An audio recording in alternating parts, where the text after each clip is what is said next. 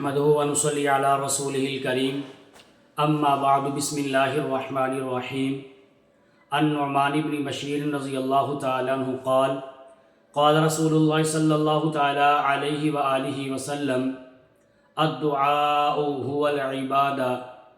عن أبي هريرة رضي الله تعالى عنه قال قال رسول الله صلى الله تعالى عليه وآله وسلم ليس شيء أكرم على الله تعالى من الدعاء او كما قال علیہ الصلوۃ والسلام.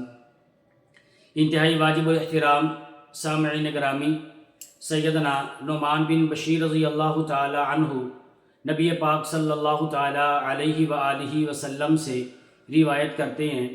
سنن ابی داؤد کے اندر یہ روایت موجود ہے کہ اللہ کے نبی صلی اللہ علیہ وآلہ وسلم ارشاد فرمایا الدعاء هو العبادہ، کہ دعا یہ عبادت ہی ہے، دعا یہ عبادت ہے. اب جتنی زیادہ دعا اللہ تبارک و تعالیٰ سے مانگیں گے اتنا ہی زیادہ مجھے اور آپ کو اللہ تبارک و تعالیٰ عبادت کا اجر و ثواب عطا فرمائیں گے. اسی طرح دوسری روایت سیدنا ابو ہریرہ رضی اللہ تعالی عنہ سے ہے. وہ فرماتے ہیں اللہ کے نبی صلی اللہ تعالی علیہ وآلہ وسلم نے ارشاد فرمایا کہ لیس شیء اکرم علی اللہ تعالی من الدعاء. سنن ترمذی کے اندر یہ روایت موجود ہے. ابو ہریرہ کہتے ہیں آپ علیہ الصلوۃ والسلام نے ارشاد فرمایا اللہ تبارک و تعالیٰ کے ہاں، اللہ تبارک و تعالیٰ کے ہاں دعا سے زیادہ معزز، مکرم اور محترم کوئی بھی چیز نہیں ہے. اب جو چیز اللہ تبارک و تعالیٰ کے ہاں بڑی معزز ہو، بڑی محترم ہو، بڑی مکرم ہو تو اس چیز کا کتنا زیادہ اجر اور ثواب ہوگا، اور اس چیز کی ویلیو اور وقت اللہ تبارک و تعالیٰ کے ہاں کس قدر ہوگی. تو آج افسوس کی بات یہ ہے کہ میں اور آپ جو ہے یہ دعا جیسی معزز جو چیز ہے اس سے بڑے ہم دور ہوئے بیٹھے ہیں. ایک تو ہمیں اللہ تبارک و تعالیٰ سے دعا مانگنی آتی نہیں ہے، اور اگر دعا اللہ پاک سے مانگنا شروع کر بھی دیں تو اس میں میری اور آپ کی توجہ ہی نہیں ہوتی. بسا اوقات یہ ہوتا ہے کہ دعا مانگتے ہوئے تو بسا اوقات یہ انگلیاں ان کو چٹکھاتے رہتے ہیں یا منہ پر یا کسی جگہ پر کھجلی کرتے رہتے ہیں. تو دیکھیں اللہ کے نبی علیہ الصلوۃ والسلام نے یہ بات ارشاد فرمائی ہے کہ جو شخص غافل دل سے اللہ تبارک و تعالیٰ سے دعا مانگتا ہے اللہ تبارک و تعالیٰ غافل دل والے بندے کی دعا کو قبول نہیں فرماتے. اگر دعا کی قبولیت چاہتے ہیں، یقیناً سب چاہتے ہیں کہ اللہ پاک ہماری دعا کو قبول فرمائے، تو اس کے لیے ہمیں پورے اخلاص کے ساتھ فَادْعُوا اللَّهَ مُخْلِصِينَ لَهُ الدِّينَ، ہمیں اللہ تبارک و تعالیٰ کو پکارنا چاہیے اپنے دین کو خالص کرتے ہوئے، خالصتاً، اور اس بات کا یقین کرتے ہوئے اللہ تبارک و تعالیٰ سے دعا کرنی چاہیے کہ میں جو اللہ پاک اس وقت تو دعا مانگ رہا ہوں اللہ پاک میری دعا کو ضرور بضرور قبول فرمائیں گے. اگر ہمارے دل میں ذرا سا بھی یہ شک و شبہ پیدا ہو گیا کہ میں دعا تو کر رہا ہوں، پتہ نہیں اللہ پاک نے میری دعا قبول کرنی ہے کہ نہیں کرنی، تو یقین جانے اس طرح اللہ پاک بالکل دعا قبول نہیں فرمائیں گے. اگر اللہ پاک سے دعا قبول کروانا چاہتے ہیں تو خالصتاً اللہ تبارک و تعالیٰ کو پکاریں اور پھر اس یقین کے ساتھ دعا مانگیں کہ اللہ پاک ضرور بضرور دعا کو قبول فرمائیں گے.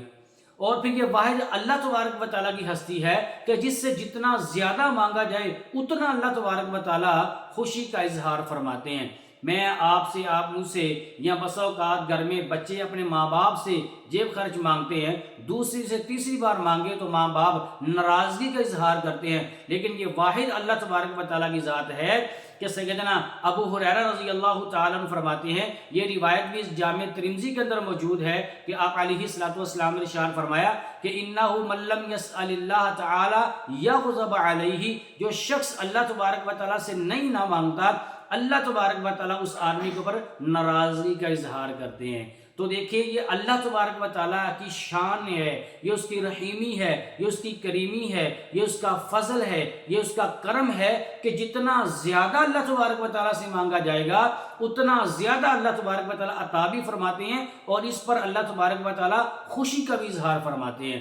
اگر جتنا اللہ پاک سے نہ مانگیں گے اللہ پاک اس کے اوپر ناراضگی کا اظہار بھی فرماتے ہیں، اور پھر اللہ تبارک و تعالیٰ دعا کو ضرور قبول فرماتے ہیں. سیدنا انس بن مالک رضی اللہ تعالیٰ عنہ سے روایت ہے اللہ کے نبی صلی اللہ تعالی علیہ وآلہ وسلم یہ بات ارشاد فرمائی، ان اللہ تعالی رحیم حی کریم یستحیی من عبدہ ان یرفع الیہ یدیہ ثم لا یضع فیہما خیرا، او کما قال علیہ الصلوۃ والسلام۔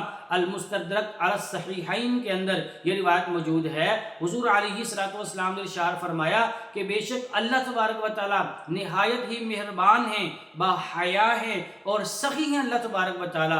اللہ پاک کے سامنے جب اللہ پاک کا کوئی بندہ اللہ کے سامنے اپنے ہاتھوں کو دراز کرتا ہے، اللہ پاک سے دعا مانگتا ہے، اللہ پاک فرماتے ہیں کہ مجھے حیا آتی ہے کہ میں اس کے ہاتھوں کو خالی لٹا دوں، میں اس کے ہاتھوں میں کوئی خیر نہ ڈالوں۔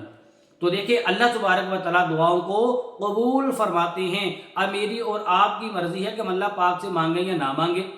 سیدنا علی المرتضیٰ شیر خدا رضی اللہ تعالی عنہ فرماتے ہیں کہ الدعاء سلاح المؤمن، کہ دعا یہ مومن آدمی کا ہتھیار ہے۔ اگر ہتھیار ہمارے پاس ہوگا دعا والا تو کبھی بھی سرکش شیاطین جنات یہ ہمارے قریب نہیں آ سکتے۔ ان چیزوں کو اپنے سے دور کرنا چاہتے ہیں، اللہ تبارک و تعالیٰ سے نیکیوں کی توفیق حاصل کرنا چاہتے ہیں اور گناہوں سے اپنے آپ کو دور کرنا چاہتے ہیں، تو یہ دعا والا جو اسلحہ ہے، اس اسلحے کو اپنا اٹھنا بیٹھنا، اس کو اپنا اوڑھنا بچھونا بنا لیں۔ اس دعا کی برکت سے اللہ پاک اعمال صالحہ کی توفیق بھی عطا فرمائیں گے، اللہ پاک پھر ہر قسم کے سرکش شیاطین سے اللہ پاک ہماری حفاظت بھی فرمائیں گے۔ سیدنا علی مرتضیٰ رضی اللہ تعالیٰ عنہ فرماتے ہیں کہ وعماد الدین، کہ دین کا ستون کیا ہے؟ یہ دعا دین کا ستون ہے، دعا دین کا ستون ہے۔ سیدنا علی مرتضیٰ رضی اللہ تعالیٰ عنہ فرماتے ہیں وَنُورُ السَّمَاوَاتِ وَالْأَرْضِ، آسمانوں اور زمین کا نور یہ دعا ہے۔ اگر آسمانوں کا اور زمین کا نور حاصل کرنا چاہتے ہیں پھر کثرت سے دعاؤں کا اہتمام کریں۔ سیدنا ابو ہریرہ رضی اللہ تعالیٰ عنہ فرماتے ہیں کہ اشرف العبادت الدعاء، فرمایا کہ اشرف ترین معزز ترین عبادت وہ کیا ہے؟ وہ اللہ پاک سے مانگنا ہے، وہ دعا کا اہتمام کرنا ہے۔ ایک اور روایت میں فرمایا کہ الدعاء مخ العبادہ، کہ دعا یہ عبادت کا مغز ہے۔ سیدنا عبداللہ بن عمر رضی اللہ تعالی عنہما فرماتے ہیں من فتح لہ من الدعاء منکم، فرمایا کہ تم میں سے جس شخص کو دعا مانگنے کی توفیق عطا کر دی گئی تو فرمایا کہ فتحت لہ ابواب الاجابہ، جس کو دعا کی توفیق دی گئی پھر اس کی دعا کی قبولیت کے دروازوں کو بھی کھول دیا جاتا ہے۔ اللہ پاک اگر دعا کی توفیق عطا فرما دے، ہم دعائیں مانگیں تو ضرور بضرور اللہ تبارک و تعالیٰ ہماری دعا کو قبول فرماتے ہیں۔ اب دعا کی قبولیت کے حوالے سے یہ تین باتیں ہیں۔ ایک بات تو یہ ہے، آپ نے ارشاد فرمایا کہ جب بندہ مومن اللہ سے دعا مانگتا ہے، جو بھی چیز مانگتا ہے اللہ پاک بھی عینی اس کو وہی چیز عطا فرما دیتے ہیں۔ اور دوسرا یہ ہے کہ جب بندہ مومن اللہ پاک سے دعا مانگتا ہے، ادھر دعا کے لیے ہاتھ اٹھاتا ہے، دعا آسمان کی طرف بڑھتی چلی جاتی ہے اور ادھر آسمان سے کوئی آفت، کوئی مصیبت، کوئی مشقت اتر رہی ہوتی ہے اس بندے کے اوپر۔ یہ دعا کا اور مصیبت کا جب آپس میں ٹکراؤ ہوتا ہے، وہ جو آنے والی جو مصیبت ہوتی ہے اس دعا کی برکت سے اللہ پاک اس آفت اور مصیبت کو دور فرما دیتے ہیں۔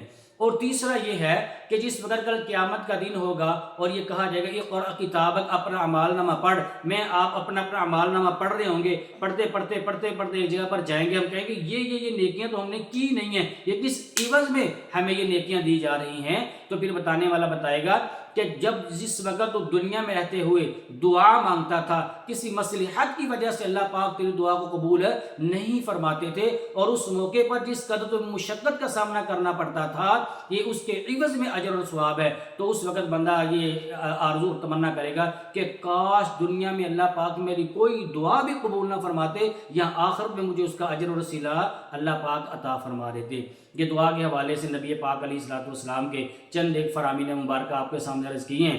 دعا اللہ تبارک و تعالیٰ سے اللہ پاک ہمیں کثرت سے اپنے سے مانگنے کی توفیق عطا فرمائے۔ آمین وآخر دعوانا ان الحمدللہ رب العالمین۔ وہ راتوں کو خلوت سے معمور سجدے، وہ لمبی رکعتوں سے مسحور سجدے، وہ سجدے محافظ مددگار سجدے، غموں کے مقابل عطردار سجدے۔